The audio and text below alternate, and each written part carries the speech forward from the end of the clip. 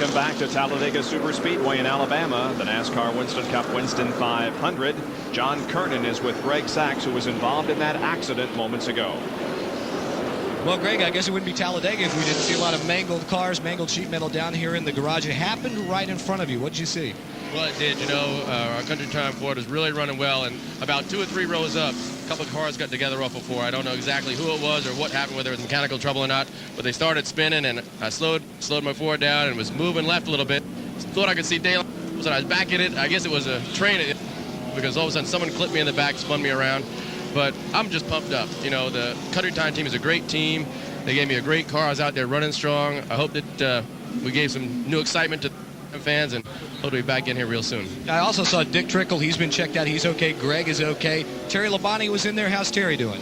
Terry's chest has bothered him a little bit. He's doing fine. He's sitting up. He's talking, but he's got a little pain in his chest. I heard the doctors whisper a little bit. He's okay. I know I'm sure he's going to be fine. Greg Sachs and Jerry. Greg wanted me to give him his mic, give him my microphone so he could be the TV announcer for the rest of the day. So maybe I'm just going to take the day off. Come on, let's go do a few. Let's go here. Come on. Okay. All right. Well, Greg's already been pretty lucky today coming out of the hospital. Let me show another lucky driver here. We've mentioned Jimmy Hensley. This is Hensley's right rear tire that ran over a piece of debris in the backstretch. He heard the pop.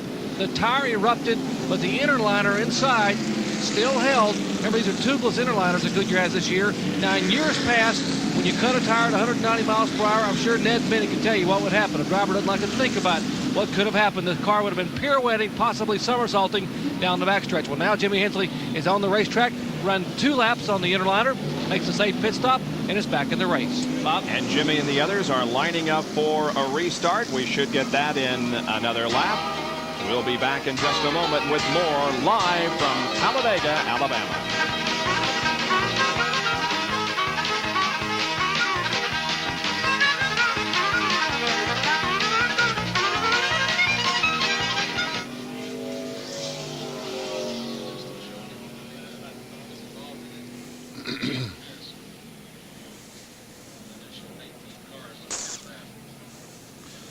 Everybody's got to be gambling on going the rest of the way. Yep. Be interesting, won't it?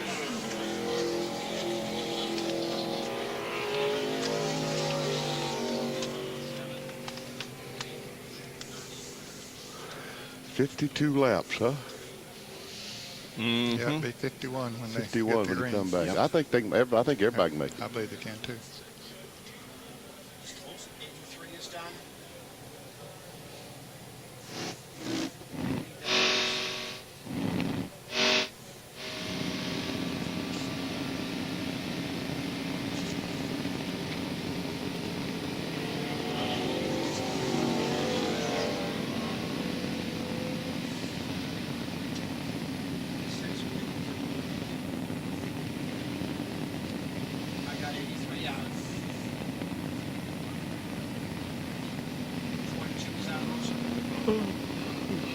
Boy, you are good at hitting these restarts.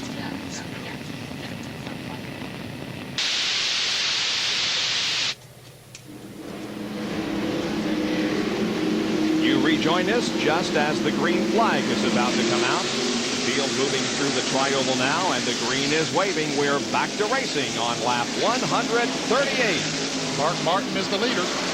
Jarrett second. Hud Strickland running third. Well, that's the first time Hud has been up here this far in the field today. Good pit stop, good pit strategy there. And I think all these guys are planning on going the rest of the way without stopping again. Derek Cope fourth. Rusty Wallace is fifth. Wally Dallenbach trying to get a lap back. Well, he might be trying to get out. Maybe he has had an awfully fast car and get in front of his teammate Mark Martin and try to pull him away. Look at Jerry has Jarrett. different ideas. He makes it 3 wide into 3 and takes the lead. That car's strong, Ned. Yes, it is. It has been strong all day long. And we see Dale Earnhardt back there. He and Ernie Irvin stopped with 1 lap to go to top off the tank. So that tells me they're certainly going to try to make it the rest of the way. And Brett Bodine comes down, goes by Irvin, trying to go by Rick Wilson. He must be 5 deep there. There was at least 4. They sort of thinned out a little bit going into turn there. There's still 3 abreast.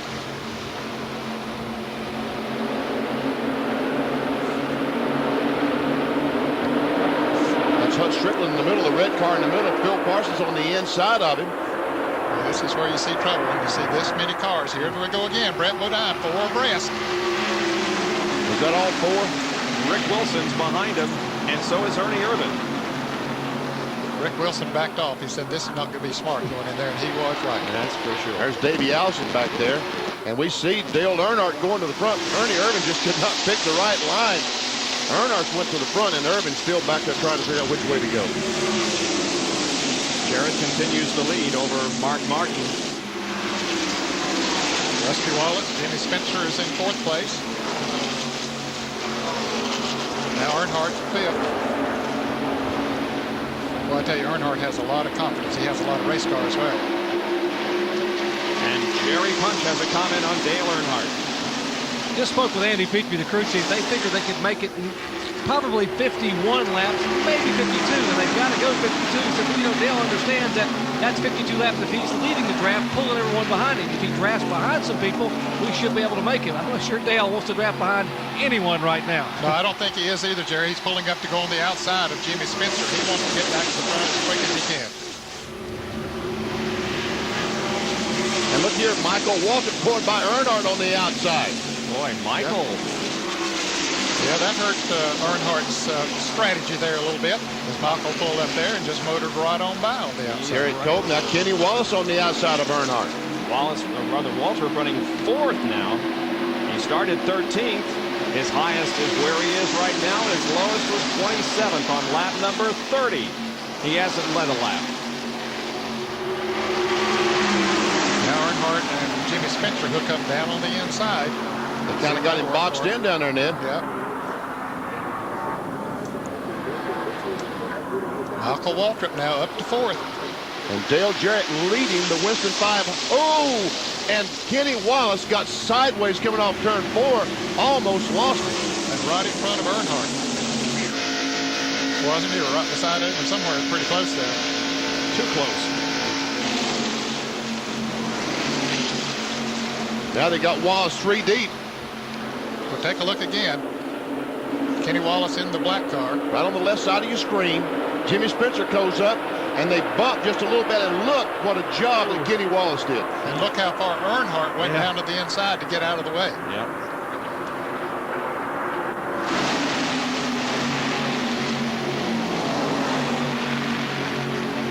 Well, Dale Jarrett sets the pace. Does he have enough fuel to go the distance, John? Well, they've got their fingers crossed. Actually, Jimmy Maycar sitting up on the toolbox now, thinking, concentrating, hoping, praying that they can squeeze an extra lap out of that last tank full of gas. Asked him moments ago, he said, looks like we're going to be about a lap short. Ooh. Not good. Man, how much is the price of a gallon when you're going for $1 million? That's right. Dale has 3 more chances to win the $1 million. Michael Waltrip seems to be getting better as the day goes on. Trying to go by Rusty Wallace. Here comes Jimmy Spencer once again, trying on the inside. Earnhardt went with it the last time. Didn't do it this time, though. He's going up on the Michael outside. Waltrip's on the outside of Rusty Wallace. And look at Earnhardt get pinched up there by Derek Cope.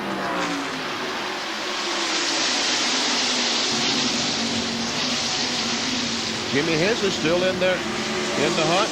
Now Spencer moves down behind Rusty Wallace. Meanwhile, here comes Derek Cope behind Michael Waltrip.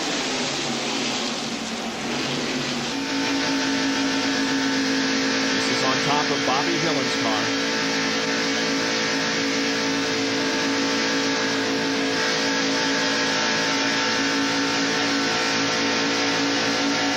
Close to the wall and close to other cars. See Spencer going down to try to get some draft, and that was Kenny Schrader that he saw coming on the inside, so he pulled out, hoping to get some air. And look at Earnhardt go in the middle between Derek Cope and Jimmy Spencer. And slides right up in front of Cope. Now that was a very risky move, but Earnhardt made it work like there was nothing to it.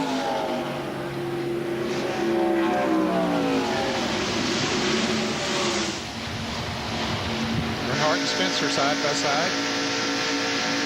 Spencer slides into 5th. Earnhardt is 6th.